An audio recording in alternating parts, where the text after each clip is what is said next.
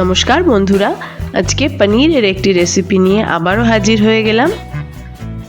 আমার রেসিপিগুলো একটু অন্যরকমভাবে আপনাদের কাছে প্রেজেন্ট করার চেষ্টা করি।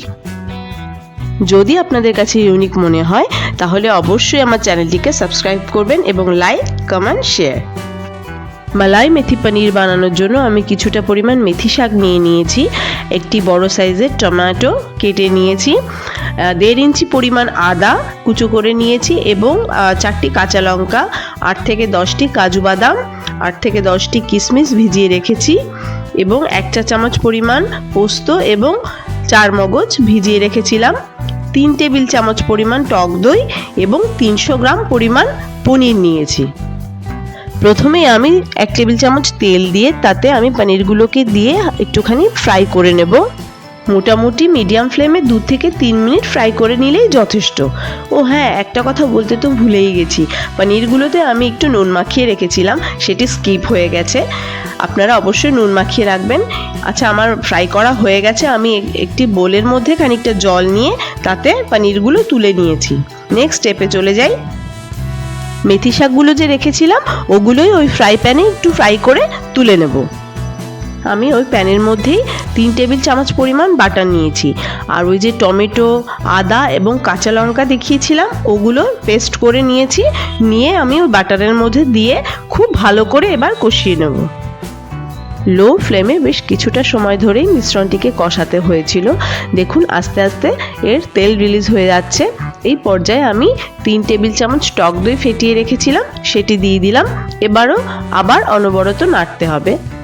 কাজু, 4 মগজ, কিশমিশ এবং পোস্তদানা যে ভিজিয়ে রেখেছিলাম সেগুলো আমি একসঙ্গে ব্লেন্ড করে নিয়েছি, সেটা দিয়ে দিলাম। দিয়ে এবার একটু লবণ অ্যাড করলাম, অবশ্যই পরিমাণ মতন লবণ নিয়ে নিলাম। এই রেসিপির মেইন ইনগ্রিডিয়েন্ট মেথি শাক, সেটিও দিয়ে দিলাম। এবার আবারও নাড়তে থাকবো।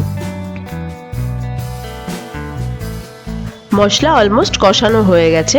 এবার আমি ওই যে পনিরগুলো জলের মধ্যে ভিজিয়ে রেখেছিলাম সেই জল সমেত পনিরগুলো মশলার মধ্যে ঢেলে দেব। খুব সাবধানে নাড়তে হবে যাতে পনিরগুলো ভেঙে না যায়। এখন আমি পনিরগুলোকে 5 মিনিটের জন্য একটু হাই ফ্লেমেই ফুটতে দেব। ওয়াও, কি সুন্দর কালারটা হয়েছে দেখুন। এখন আমি এতে 3 চা চামচ মতন ফ্রেশ ক্রিম দিয়ে দিলাম। ফ্রেশ ক্রিম ভালো করে মিশিয়ে নেব। তারপরে গ্যাসের ফ্লেম একদমই লো করে দেব। মেথি মালাই পনির ফ্রাইড রাইস, পোলাও অথবা নান এর সঙ্গে দারুণ লাগবে খেতে। শেষ পর্যায়ে আমি কিছুটা পরিমাণ কসুরি মেথি হাতে একটু স্ম্যাশ করে নিয়ে এর উপরে ছড়িয়ে দেব। অবশ্যই গ্যাসের ফ্লেম বন্ধ করে দেব। একটু ভালো করে নাড়িয়ে চাড়িয়ে নামিয়ে নিলেই রেডি মেথি মালাই পনির। আমি এখানে কসুরি মেথি অ্যাড করেছি ফ্লেভারের জন্য। আপনারা চাইলে এই স্টেপটি স্কিপ করতে পারেন। পরাঠা, নান, পোলাও অথবা ফ্রাইড রাইসের সঙ্গে ফাটাফাটি জমে যাবে। নিরামিষ অথবা আমিষ যে কোনো দিনেই আপনারা এই রেসিপিটি ট্রাই করতে পারেন।